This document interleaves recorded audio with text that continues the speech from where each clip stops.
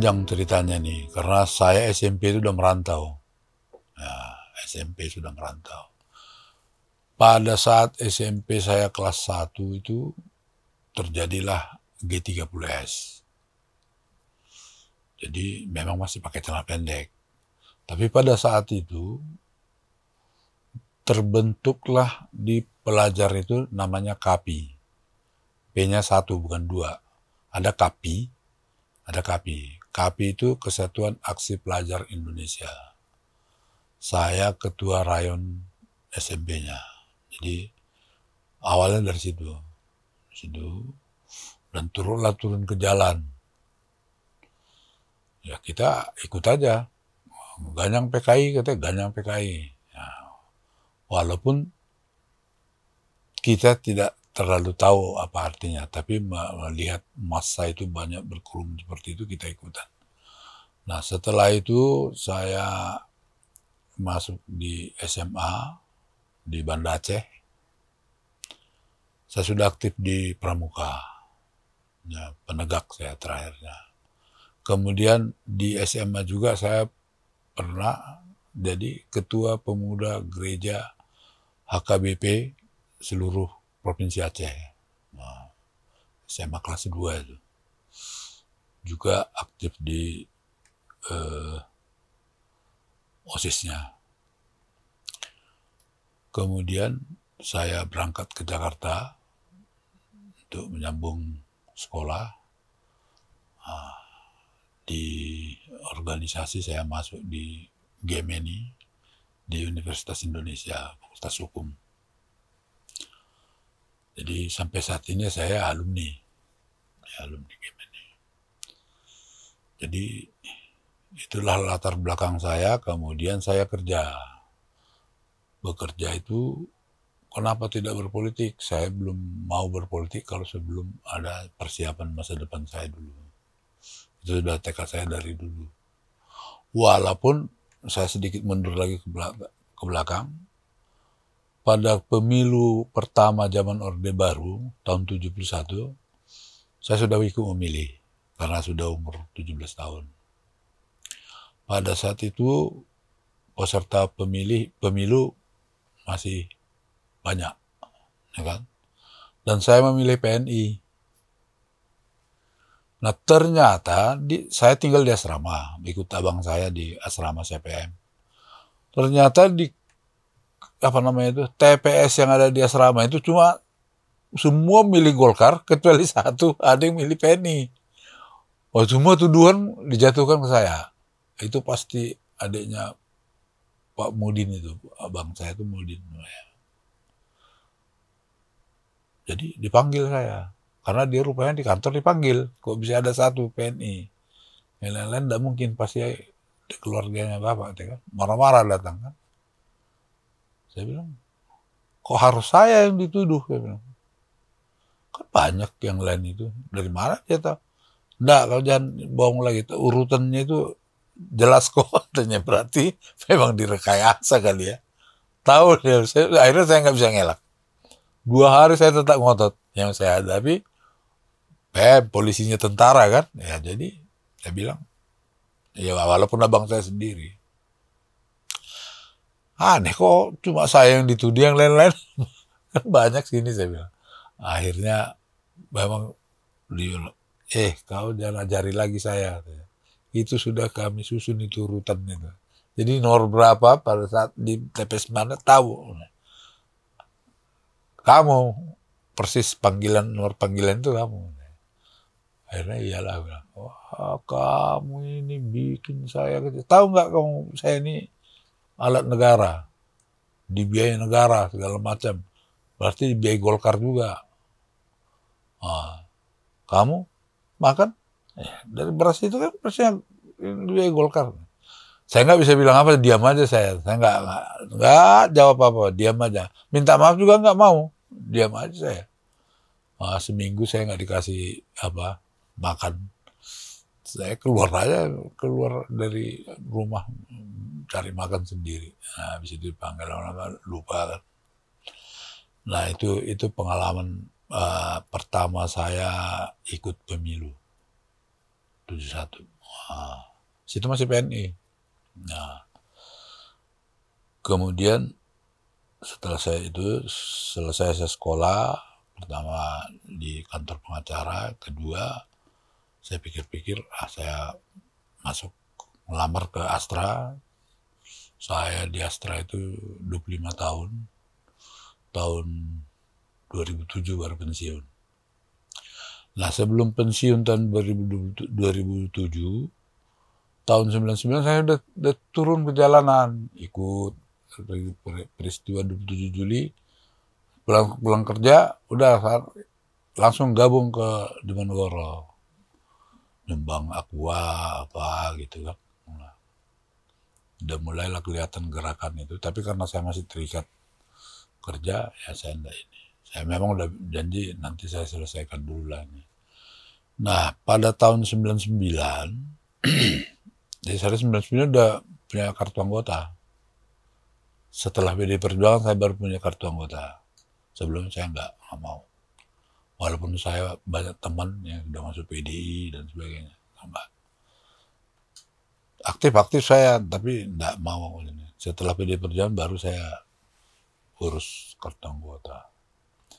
Kemudian tahun 99 itu saya ikut pemilihan wali kota Pematang Siantar.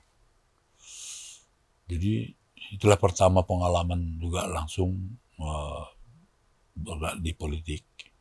Ikut pemilihan, walaupun PDI Perjuangan pada situ pemenang di kota Pematang Siantar, 13 kursi dari 30 kursi, berarti hampir separuh, dan ketua dipegang oleh PDI Perjuangan, ketua DPRD, wakilnya juga, dulu masih bisa, ada ketua wakil selama itu bisa dia dipilih oleh anggota, ya terpilih ya udah, biarpun satu partai ada ketua dan wakilnya. Bisa kalah saya. Di situ saya baru merenung, ternyata faktanya di lapangan beda dengan apa yang dicita-citakan, dan menurut teori kan saya udah hitung 13 kursi. Saya tinggal cari 3 lagi, 16. Kalau 16 ini semua milih saya pada putaran yang pertama, pada saya sudah lolos. Karena 16 itu lebih dari setengah N. Setengah N tambah 1 kan 16 dari 30. Saya enggak mau berjudi. Saya cari 6 kursi lagi. Agar kalau ada yang lari, kalau sampai 3 masih aman. Jadi 6 tambah 13, 19. Ya kan? Ternyata lari 8 orang. Hanya dapat 11. Ya kan?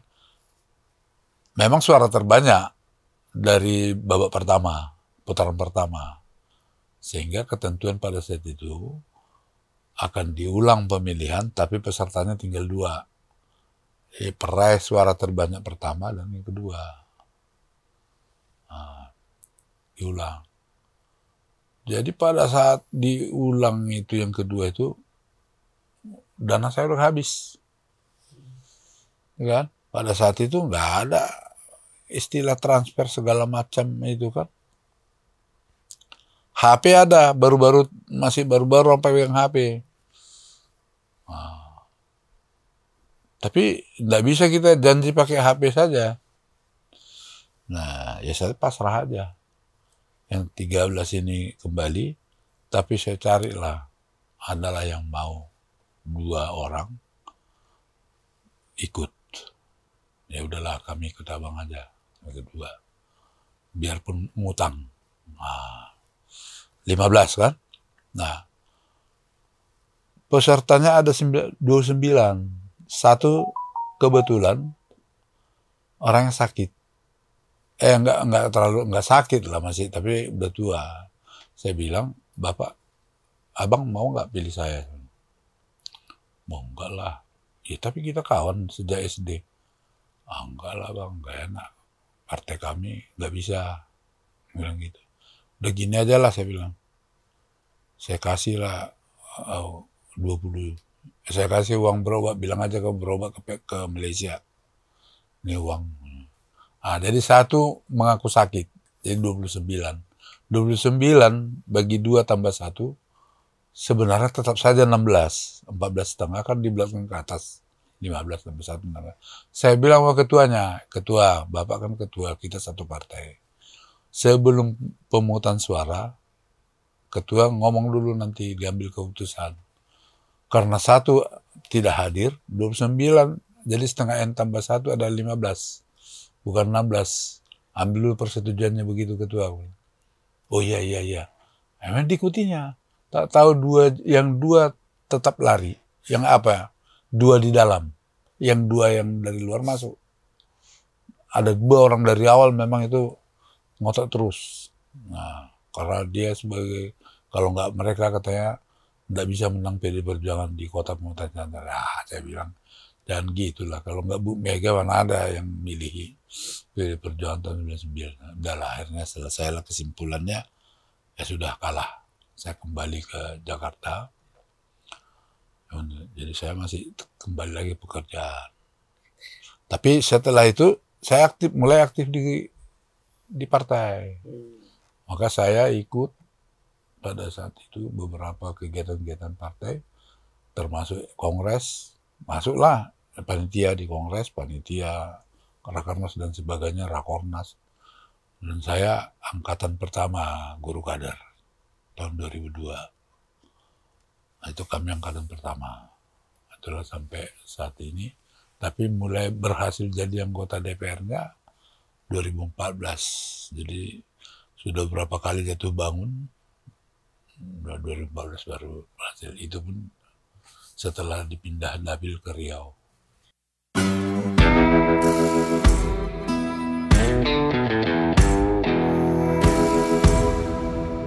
Ya, karena gini, ya saya kan baca dulu ADART-nya partai itu semua. Dan bagaimana pergerakannya. Kalau saya lihat, saya lebih cocok ke situ.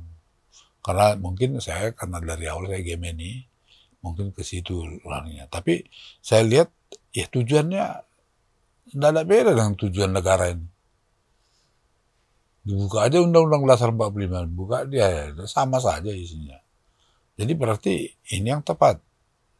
Apalagi kita ini, saya sudah merasa merantau kemana-mana, termasuk di Banda Aceh. Saya orang Batak di Aceh yang sekolah, tidak ada masalah. Udah saya nikmati itu. Hidup di keberagaman itu udah saya nikmati. Jadi saya lihat di sini yang paling tepat menurut feeling saya dan selera saya juga di dalam ini. Dan kebetulan banyak teman juga di dalam. Itu alasan saya kenapa harus pilih Perjuangan. Walaupun saya berkali-kali udah bergaul dengan, apalagi di asrama UI di Jakarta ini. Dulu itu rame-ramenya ambil soksi apa semua. Tapi saya belum pernah menetapkan kemana saya sebelum tahun 1999. Ya gitu. Karena tujuan yang sama tadi.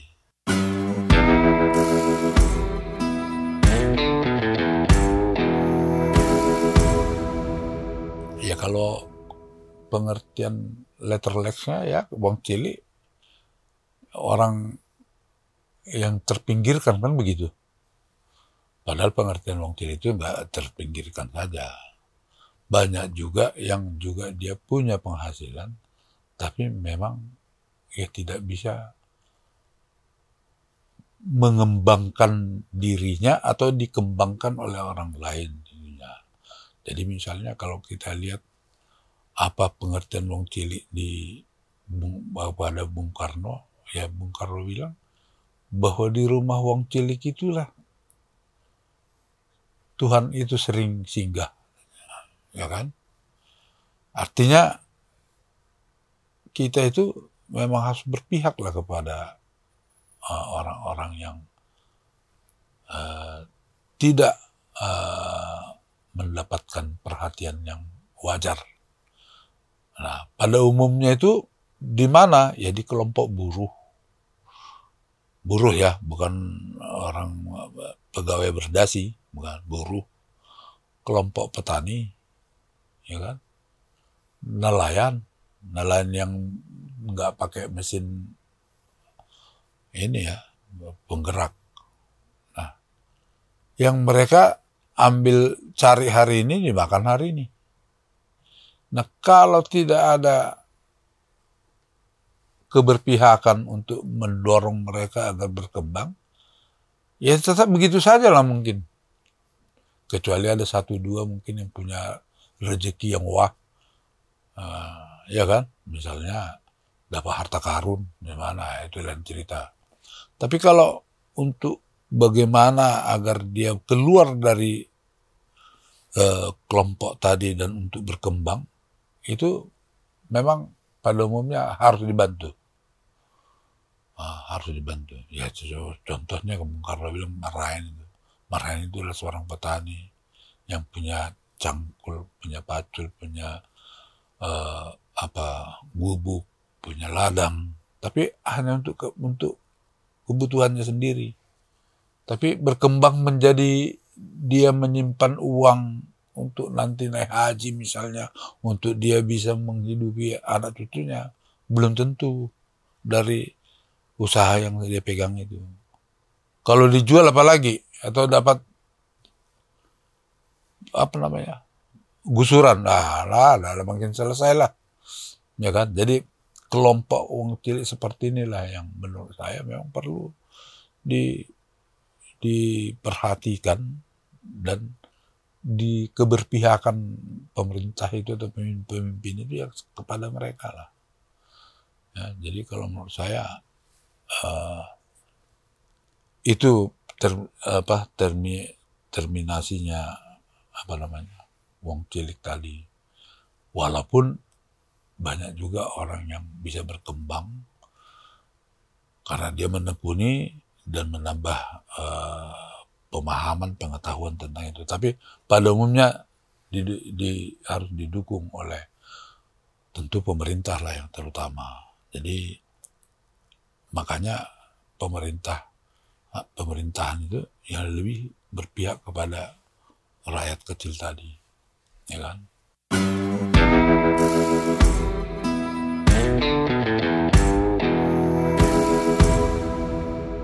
Dapil saya itu di Riau Daratan. Karena Riau itu ada Kepri, Kepulauan Riau, ada Riau Daratan. Riau Daratan itu Provinsi Riau, itu ada dibagi dua dapil. Satu Riau 1, satu Riau 2. Saya kebetulan di Riau 2. Terdiri dari 5 kabupaten. Kabupaten Kampar, Pelalawan, Kuantan Singini, Indragiri Hulu, Indragiri Hilir. Ya. Jumlah kursinya untuk DPR RI 6 kursi. Nah, di daerah Riau ini pada umumnya adalah perkebunan sawit dan akasia. Juga ada pertambangan, tambang minyak. Jadi kalau istilah di Riau itu di atas ada minyak sawit ya. Di bawah juga ada minyak bumi. Yang menjadi problem utama di Riau itu infrastruktur dan pelayanan umum. Jadi infrastruktur ini belum memadai lah. Jalan provinsi, apalagi jalan kabupaten, jalan kecamatan, wah, nggak tanggung-tanggung. Bisa yang seharusnya 10 km itu bisa hanya 15 menit, bisa 2 jam. Apalagi musim hujan. Kemudian fasilitas untuk masyarakat itu, listrik, air. Nah, air di sana karena rata-rata rawa, itu airnya apa istilahnya? Payau ya. Air payau itu yang kalau kita mandi juga selalu licin gitu kan. Nah, itulah tantangannya di sana. Yang utama tadi adalah infrastruktur yang belum memadai. Sehingga kita kalau mau menjumpai kelompok masyarakat itu bisa udah nyampe orangnya udah pergi. Kemudian mengumpulkan orang juga susah. Karena dia mulai pagi udah pergi ke ladang, Ada yang pulang jam 11 malam, ada yang jam 9, ada yang jam 6. Di sana makin malam makin ramai pasar. Karena orang pulang dari ladang itu jam 9. Dia pergi dulu ke pasar, belanja. Baru pulang ke rumah. Jadi sementara listrik terbatas. Jam 9 udah mati. Jadi kita ya pintar-pintar kita lah bagaimana mendatangi penduduk. Sementara kalau kita ingin dikenal orang dan bagaimana kita mau menyampaikan apa rencana kita, duduk sama-sama dengan dia, ya kita harus mendatangi. Nah, mendatangi dia ini itu tadi tantangannya tadi itu. Ya, yang lain-lain menurut saya nggak ada masalah. Ya, tantangan fisik tadi itulah secara umum berlaku di mana-mana. Jadi nggak hanya di pedalaman, di kota juga gitu. Nah, apalagi kita masuk ke daerah perkebunan, bisa nyasar kita 1 hari di situ muter-muter, karena nama jalan nggak ada, bentuk jalan sama semua. Jadi kita bisa 1 hari itu keliling-keliling di situ, ya kok balik-balik ke tempat tadi, gitu. Nah, jadi harus bawa orang, penunjuk jalan dan sebagainya. Ya, peralatan dan kepentingan kita di lapangan, di jalan harus lengkap dan tahan banting lah.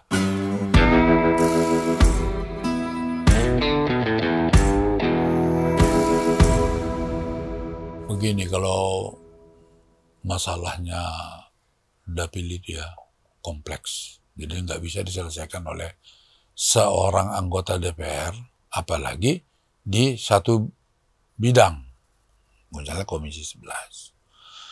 Tapi dari selama saya di Komisi 11 ini, terbantulah banyak masyarakat di dapil saya itu, terutama kelompok-kelompok tani. Biarpun saya bukan Komisi 4, kelompok taninya itu dapat bantuan CSR, kita salurkan. Dia juga UMKM, usaha-usaha mikro. Kemudian rumah ibadah, kita beri bantuan dengan perimbangan yang pas. Artinya rumah ibadah Muslim, karena itu yang lebih banyak, ya dia lebih banyak dengan rumah-rumah ibadah yang lain. Itu yang kita berikan, sehingga mereka udah tahu kalau PD Perjuangan semua agama difasilitasi. Itu mereka udah tahu mereka itu. Setelah kita turun, nah tantangannya seperti itu. Kemudian masalah yang paling banyak di sana satu lagi ya sengketa tanah, lahan. Itu yang paling banyak. Bisa ada 10 orang yang memiliki surat untuk satu bidang tanah yang sama. Belum lagi perusahaan-perusahaan besar yang mencaplok tanah petani yang menggarap lah katakan, ataupun merambah hutan-hutan yang malah ada hutan lindung masih di. Nah, untuk itu saya ada beberapa kali turun ke lapangan mendampingi rakyat untuk mendemo, untuk ikut memperjuangkan lahan yang diambil alih oleh perusahaan-perusahaan besar tadi. Tapi sampai sekarang saya kalah terus melawan perusahaan itu. Nggak tahu lah gimana ceritanya itu bisa tetap kalah. Dan tetap jalan para penggarap itu. Kan nggak mungkin lah saya bilang, mari kita serbu rame-rame, bakar, kan bukan begitu caranya untuk memperoleh rakyat. Padahal sebenarnya kalau duduk bersama dan mereka mendengarkan dan melihat apa yang dirasakan oleh rakyat itu, ya pasti bisa berubah. Cuma ya nggak ada yang mau turun seperti itu kan. Nah, jadi sampai sekarang itu masih menjadi masalah utama.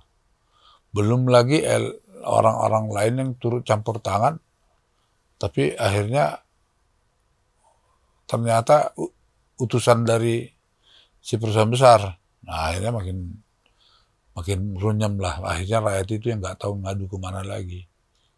Dia terbentur. Semua nggak benar katanya. Jadi semua nggak benar.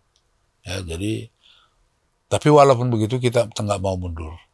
Ya, suatu saat keadilan itu pasti tegak. Ya kan? Itu tetap kita perjuangkan.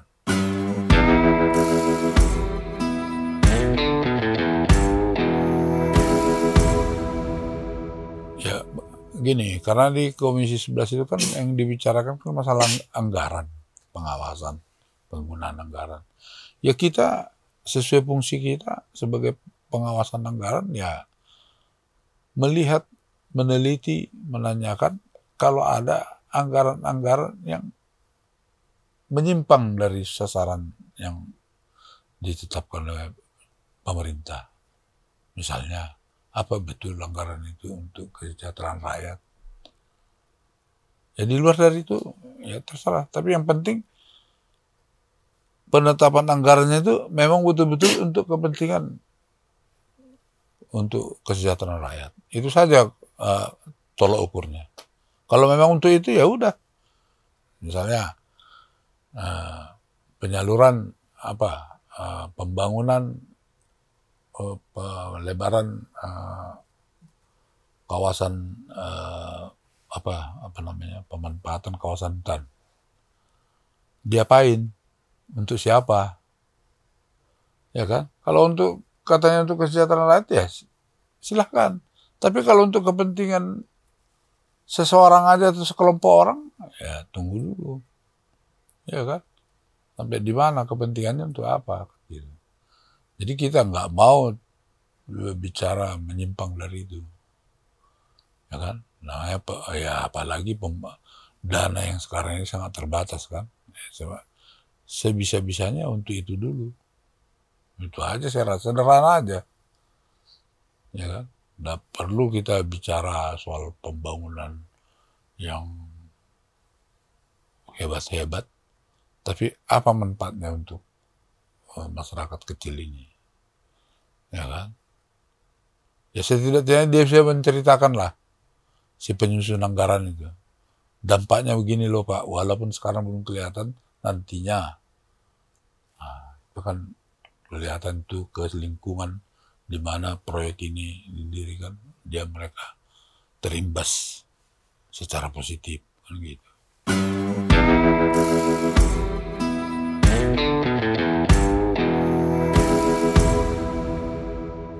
Secara langsung sih tidak. Secara tidak langsung banyak itu tadi UMKM tadi. Itu ada laporannya. Jadi laporannya siapa yang buat ya BI. Karena dia yang membantu UMKM itu ada laporan dia. Jadi enggak dia menunjuk pribadi, enggak. Bahwa UMKM yang ada di Provinsi Riau jumlahnya sekian, sekarang tambah jumlah sekian dengan penyebarannya sekian. Itu mereka dari situ ya ketahuan. UMKM yang banyak, karena kayak produk-produk seperti ini. Banyak di sana. Bahkan ada perusahaan rumahan, ibu-ibu, yang membuat crispy dari ikan patin. Dibantu sama BI. Kita ajukan proposalnya, dibantu sampai mesin untuk kemasannya itu, membuat kemasan itu semua dibantu semua, sekitar 500 juta modal. Sekarang maju, dia udah bisa titip produknya itu di supermarket di sana. Dan itu diakui oleh ini. Dan sekarang tenaga kerjanya ada 25 orang. Nah, berarti dia bukan hanya untuk hasilnya itu bukan hanya yang dirasakan sama dia, termasuk 25 orang warga sekitar itu yang dibantunya. Daripada dulu di rumah ikut membantu di situ dapat gaji dari dia 500 juta itu bantuan. Dan itu bukan pinjaman, bantuan. Yang paling besar itulah yang menurut data saya yang pernah saya ikut mendampinginya ke perusahaan, ke Bank Indonesia, 500 juta.